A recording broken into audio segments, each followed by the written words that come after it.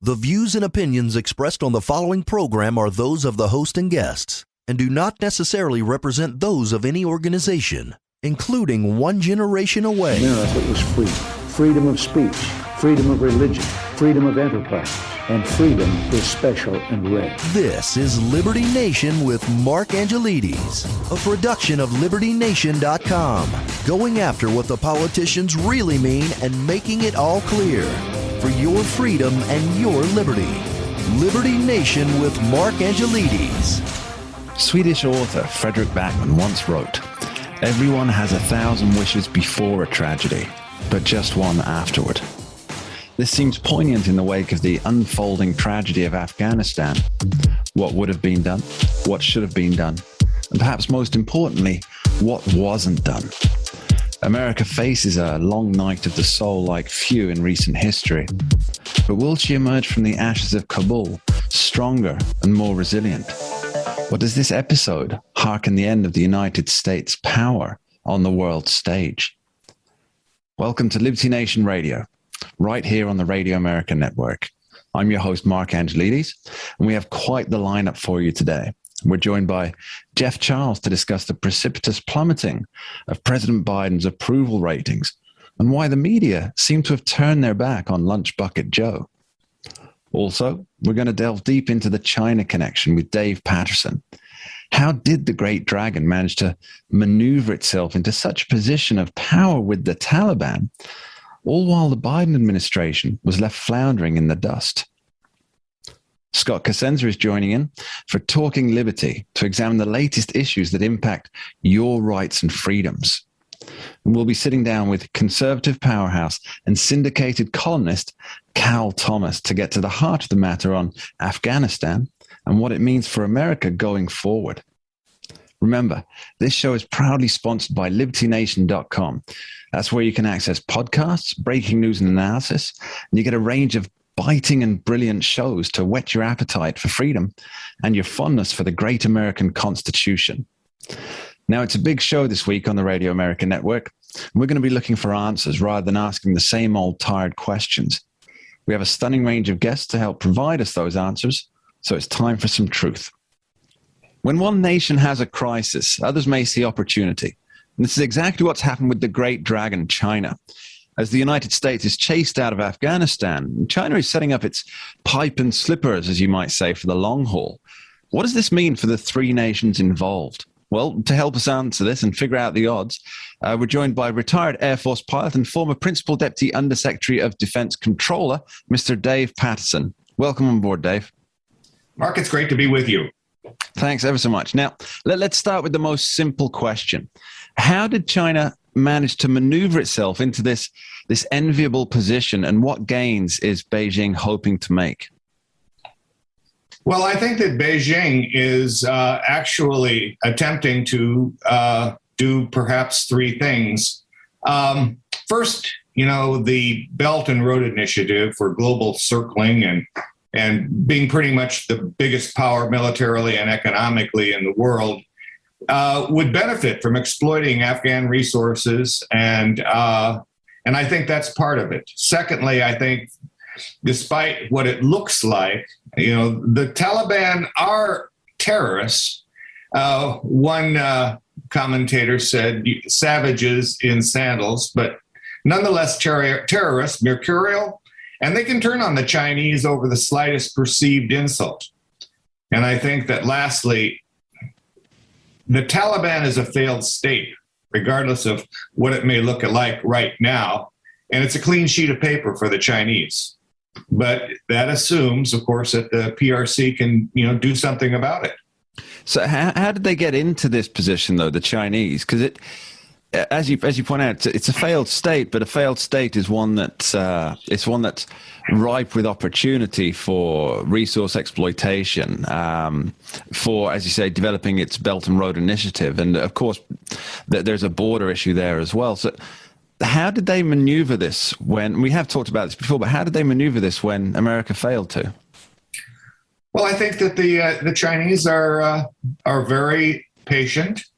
And they have simply taken advantage over a period of time, building a relationship with the Taliban And now that they see that the United States is clearly moving out and has done a pretty feckless, pitiful, incompetent performance in Afghanistan, they see that as an opportunity.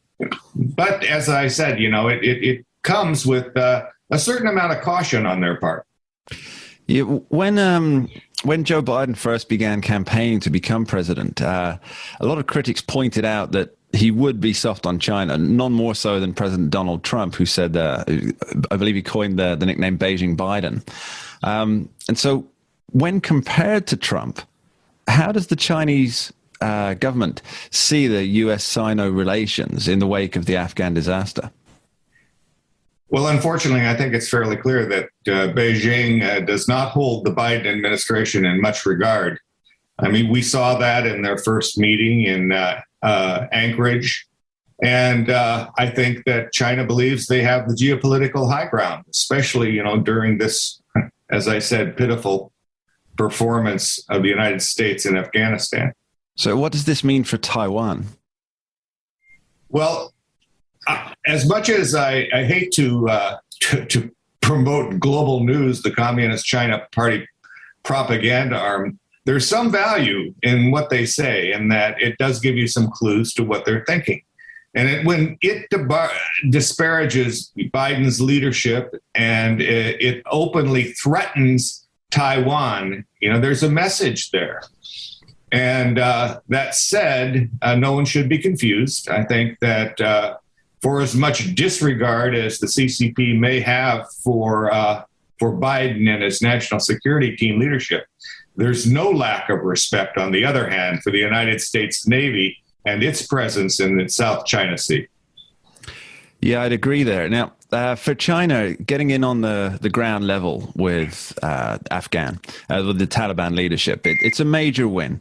This is a nation, as we talked about, it's rich in natural resources. It has little clue how to run what we'd call a modern state. And at the moment, its wealth is tied up or frozen by the United States and the IMF. Now, surely all these factors are giving Xi Jinping a lot more leverage than he would normally have. How does the U.S. react to this?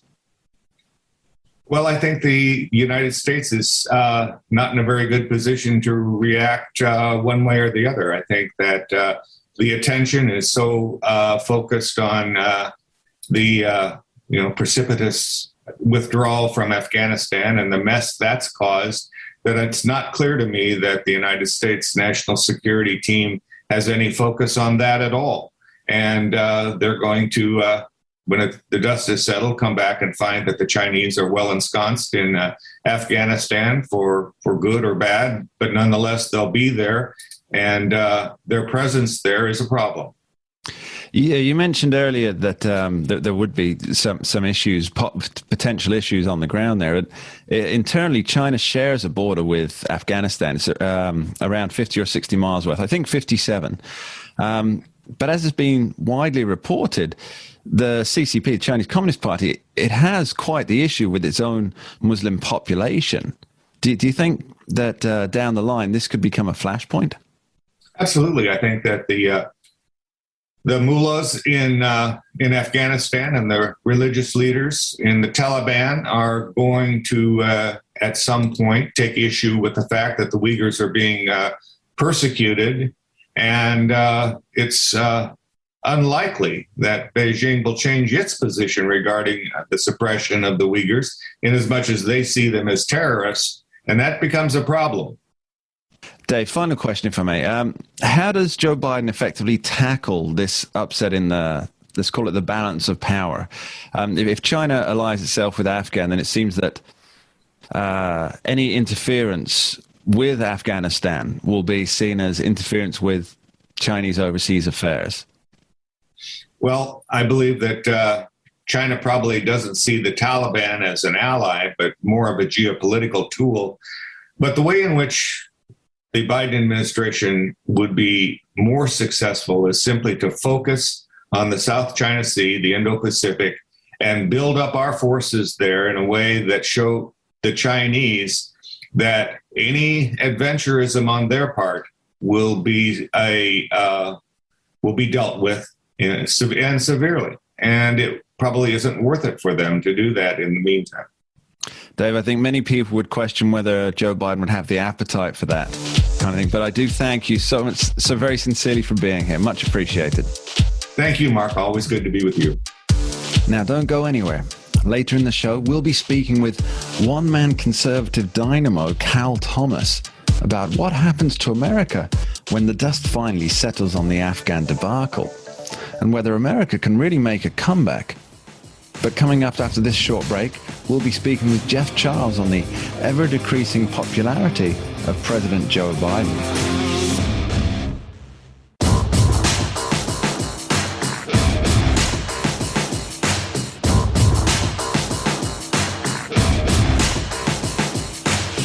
For your freedom and your liberty.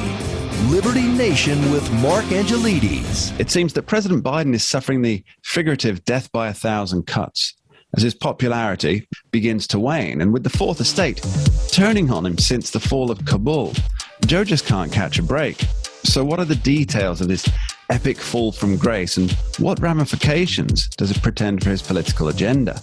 We're joined by author and podcaster Jeff Charles to delve into the topic and see if we can't find some nuggets of truth in the debris field of Joe Biden's presidency. Welcome, Jeff. Yeah, thanks for having me on. So, Jeff, let's start simple. What are the latest numbers showing? Yeah, so I mean, there are a few different polls that have come out recently, but they all indicate that Biden's approval has plummeted. The most recent that I've seen from NBC News has him at about 49% approval. And he's, for the first time in his presidency, he's underwater. And a lot of it has to do with Afghanistan.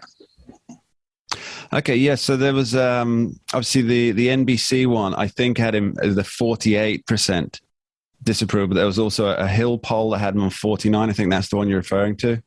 But there's quite a few that have shown him actually in sub-popularity figures, which, considering his record to date so far over the first 7-8 months, is quite surprising.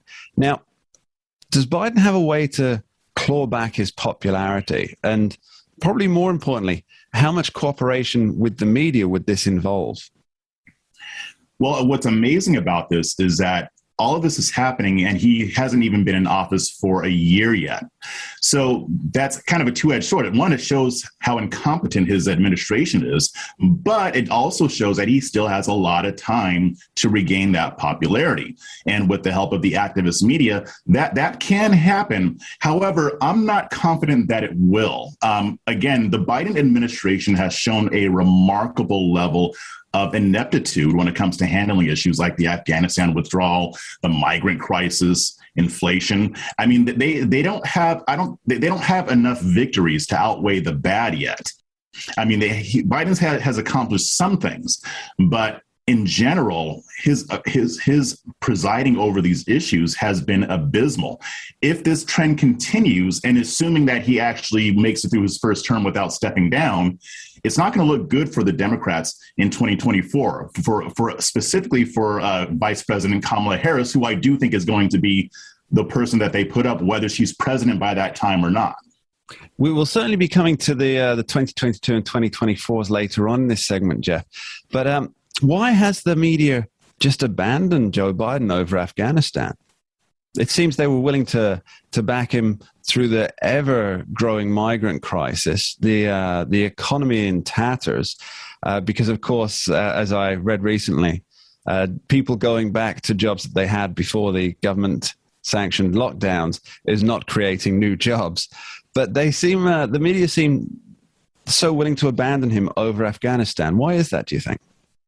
Yeah, well, I'm not confident that they've abandoned him yet, Mark. I mean, I think when it comes to Afghanistan, because I've been thinking about this a lot, because you're right, they have defended him throughout the migrant crisis and inflation. Although with the migrant crisis, he did get some criticism for not being transparent. But in general, they haven't been reporting on that issue as harshly as they would if it were Trump in office. When it comes to Afghanistan, though, this is kind of a different animal. This situation has been handled so badly that there's no way they can spin it. There is no way that they can spin it. And they also have to maintain their own reputation for being supposedly anti-war, which they were all through the Bush years, Obama years, and so on and so forth. So I think that's why they're changing their tack a little bit, but I don't expect for this to last. Now, right now, they're doing their job. They're reporting critically on the Biden administration. And if this happened under Trump, they would be even more critical. But this isn't going to last, so we shouldn't get used to it. Once this blows over, they're going to go back to being Biden's Ministry of Propaganda. Okay, that seems the most fitting term, the Ministry of Propaganda from the Fourth Estate. Now, there was always that, as they say, the caveat emptor with Joe Biden, the buyer beware, especially on foreign policy. They knew that the Democrats and the media, that they knew that they were getting a man who was described as, I believe he was being wrong on almost every single foreign policy issue for the last 40 years. Did they think this would not come up, or were they hoping that there wouldn't be a situation that would put this to the test? Oh, they definitely knew it was going to come up. If you recall, during the presidential debates, on the third debate that he had with Trump, that was supposed to be about foreign policy. If you remember, the third debate is always about foreign policy.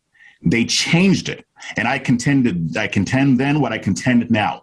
The only reason they changed it is because they knew that Trump's foreign policy was much better than anything that happened under the Obama administration. If you remember, Obama's foreign policy was abhorrent.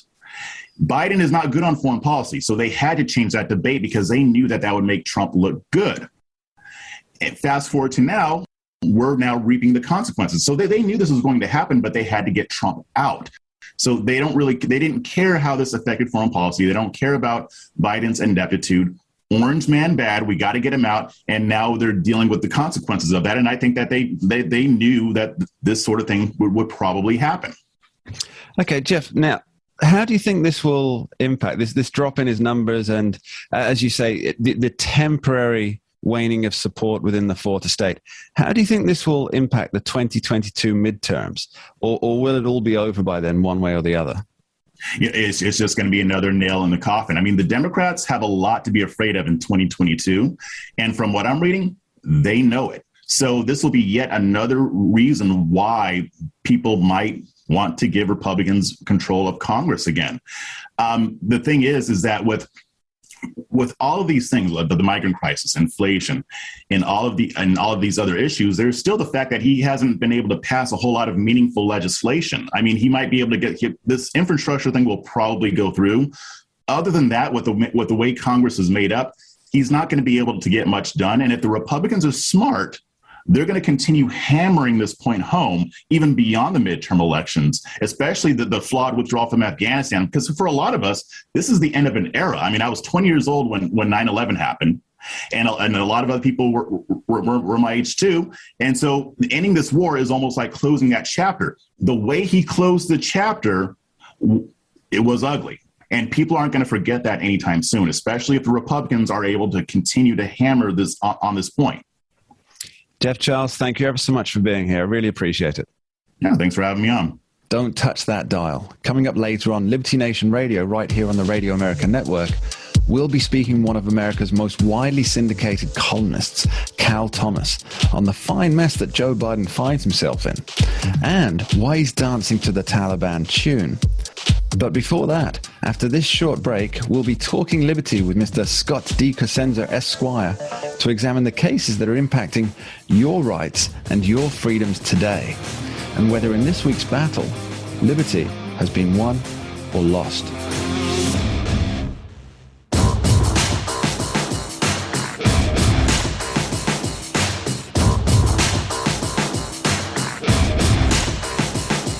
America is free. Freedom of speech, freedom of religion, freedom of enterprise, and freedom is special and rare. This is Liberty Nation with Mark Angelides, a production of LibertyNation.com, going after what the politicians really mean and making it all clear for your freedom and your liberty.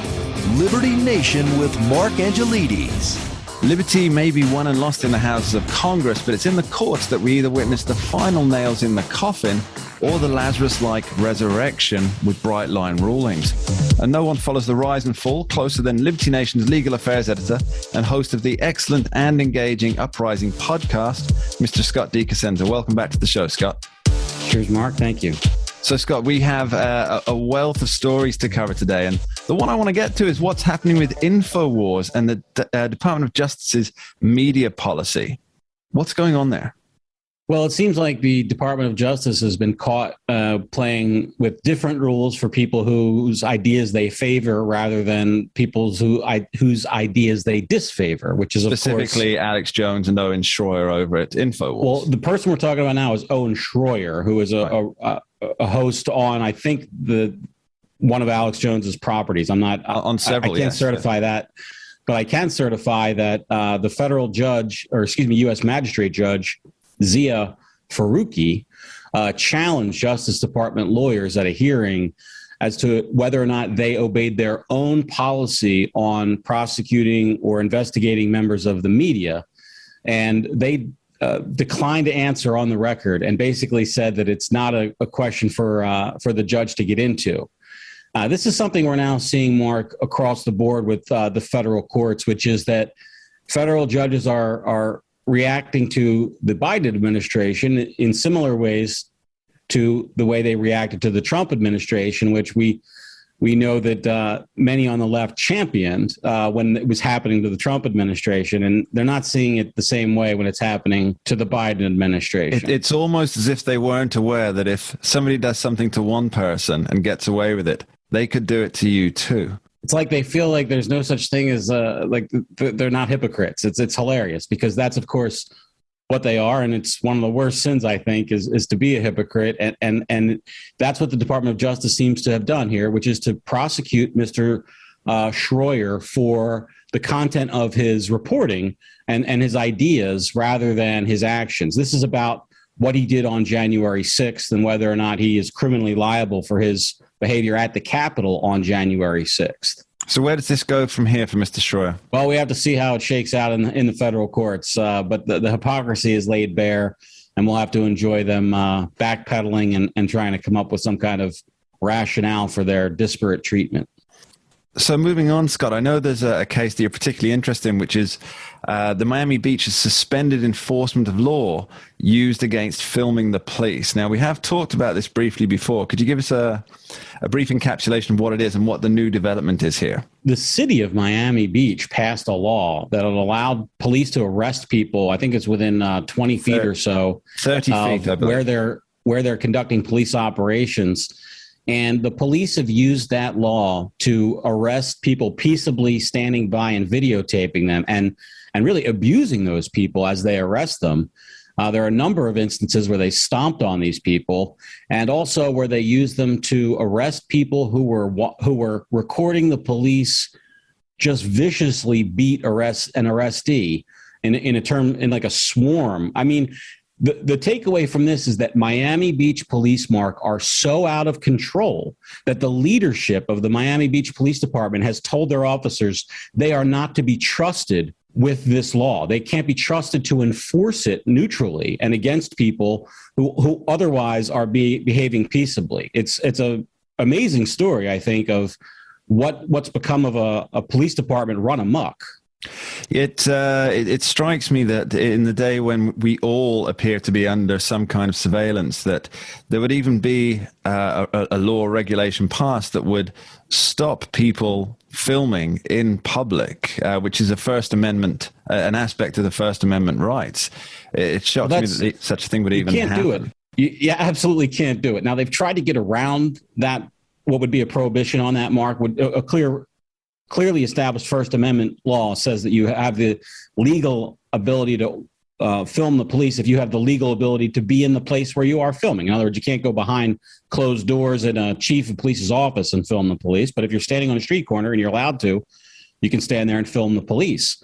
And what they've done is they've tried to add that this is somehow an interference with the police because they have to be worried about where you're standing or something like that. It seems like this law will not pass First Amendment ruling and those things are certainly coming to court. And what I think's happened here, Mark, is the city fathers and the police chief have seen that just the limited time that the police have been able to enforce this law.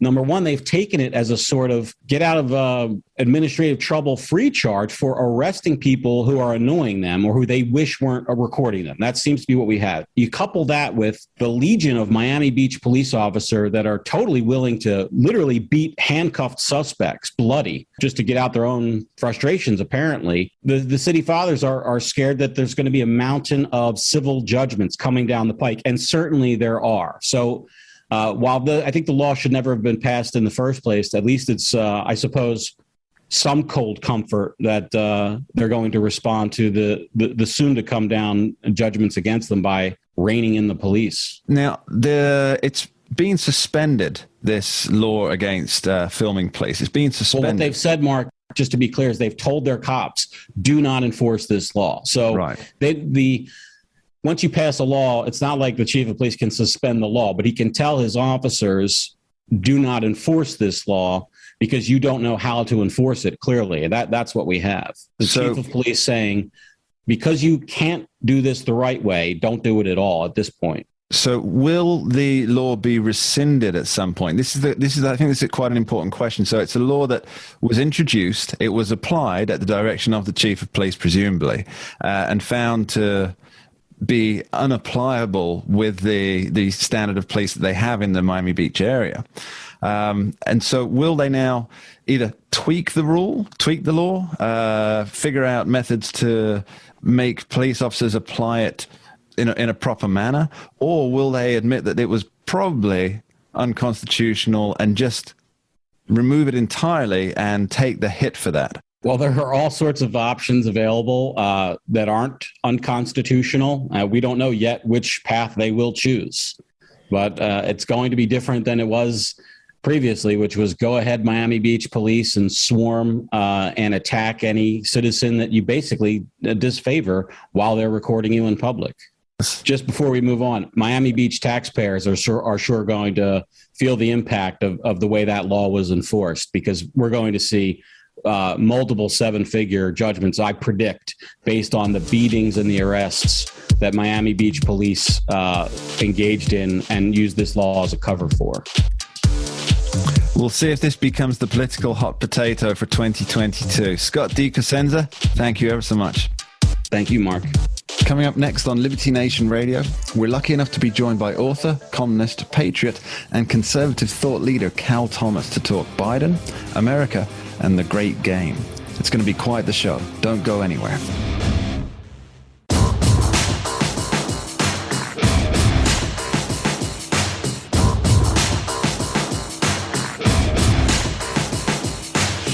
For your freedom and your liberty. Liberty Nation with Mark Angelides. The situation in Afghanistan is, to say the least, precarious. No one really knows what the next few months will bring, but many suspect economic collapse, humanitarian atrocities. But that's on the Afghan side. What about America? How does the United States move forward? Well, to answer that question, we're joined by prolific author of both articles and books, his latest tome being America's Expiration Date, The Fall of Empire, Superpowers, and the United States. He's also one of the leading lights of the modern conservative movement, Mr. Cal Thomas. Many thanks for being here, Cal. Once again, it's really a treat for both me and the listeners. Much appreciated. Well, thank you very much, Mark. Always a pleasure to be with you. So I can't get started with the questions until we do a quick take. The day of the tragic deaths of 13 American soldiers in Kabul from the suicide bombings, Joe Biden took to the podium to speak. What were your thoughts on that? It was one of the weakest responses I've ever heard and lacking in credibility. He said all the right things. He talked about avenging the deaths of the 13 Marines and the 90 Afghans. Let's not forget them too. But it just lacked credibility. You don't make those kinds of threats while you're surrendering and retreating and withdrawing. That doesn't strike fear into the heart of any of our enemies. And they are more than the Taliban, ISIS, and Al-Qaeda, who have been encouraged and energized by this non-policy by this president. I went back and took another look at Franklin Roosevelt's tremendous speech to the Congress right after Pearl Harbor in 1941. Listen to what he said and contrast it with what Biden said. Here's Roosevelt. I believe that I interpret the will of the Congress and of the people when I assert that we will not only defend ourselves to the uttermost, but will make it very certain that this form of treachery shall never again endanger us. Hostilities exist. There is no blinking at the fact that our people, our territory, and our interests are in grave danger. With confidence in our armed forces, with the unbounding determination of our people, we will gain the inevitable triumph, so help us God. The Congress rose up as one in approval and applause. The contrast is overwhelming. Biden strikes no fear into the heart of anyone except the American people who fear that he is not up to the job. I think your sentiments there are echoed by just about everybody who watched the briefing. So, Cal, in one of your recent syndicated columns that I picked up on Fox News about how Afghanistan's horror will spread and whether Team Biden has a grip on reality, it's a very worrisome but thought-provoking piece, and I recommend that everybody heads over there and reads it. But it did leave me with a lingering question. How does the world view America once the dust settles? And by this I mean both her allies and her enemies. I think it views America now as a Hollywood marriage, right after the promise to never forsake you and to forsake all others. The United States is forsaking all others. The credibility of the United States is based on its ability to keep its promises. Our allies, not only in the UK, but around the world now, are looking at what has happened and rightfully wondering whether our promises are any longer valid. We talk in terms of economics of the full faith and credit of the United States in paying our bills. But what about the full faith and credit of the United States when it comes to our allies, when it comes to paying any price, bearing any burden, as John F. Kennedy said in his 1961 inaugural address? Apparently, we're not willing to pay any price anymore or bear any burden. We're willing to spend ourselves into oblivion, now approaching $30 trillion on domestic programs, but we're not willing, at least credibly, to stand up against enemies, both foreign and domestic. I think it has created an enormous credibility problem. The United States cannot be an island standing alone. We are part of a greater world conflagration.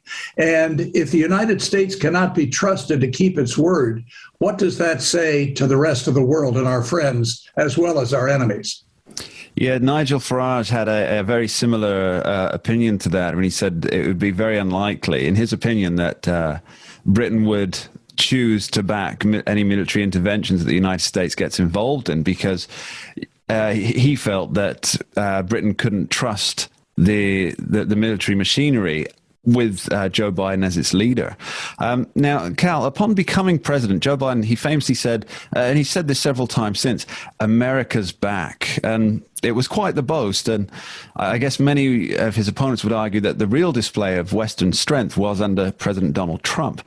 But with the U.S. let's call it flailing on the world stage, how does America get back again? Well, I think we have to elect the right leaders. The past election, the most recent election, was more about people who didn't like Donald Trump's personality than it was about people who favored Joe Biden's personality or programs. Trump did it to himself. He committed political suicide by his constant demeaning of other people. Now, you might not like someone on the other side of your party or who have a different persuasion, but America has a certain Puritanism DNA left over from the past, that even while we are criticizing someone else, we do not try or seek to demean their value. Reagan was best at this. He would say, our friends on the other side or our friends in the other party, and then he would go on to criticize a particular policy or position. That's the way to do it. You don't do it by talking about crying Chuck Schumer, the Senate Minority Leader, or Crazy Nancy, the Speaker of the House. People don't like that. And that's why a lot of Republicans who I know voted for Biden as a rebuke against Trump. So I think there's a lot of remorse now, a lot of regret about electing Biden, but we've got over a year until the next congressional election, and 2024 is a long way away. I'm not sure Biden's going to make it that far. I'm really not. I never thought that he had the physical or mental standing to last 4 years in office. And if that doesn't happen, we get Kamala Harris, who is a disaster waiting to happen. A lot of people would agree with that sentiment, Cal. Now, when Joe Biden met with the G7, he was under pressure to extend the deadline for withdrawal, but he shut down the allies, which harkens back to what you were saying earlier. Why do you think that he found it so easy to dismiss those who have worked hand in hand as partners for so many decades, and yet can't muster an equally forceful attitude to a gang of marauding Taliban and their undercover allies in ISIS-K? Well, I want to pick up on what you said about our allies, because he promised during the campaign and has promised since he was president that we're going to rebuild our relationships with our allies. And that this is something he alleged that Donald Trump didn't do, that he was just a one-man band. But this August 31st deadline, Mark, was simply arbitrary. It was made up in Biden's own mind. If you look at his record as former Secretary of Defense under Barack Obama, Bob Gates has said, Biden has been wrong on every foreign policy issue for 40 years.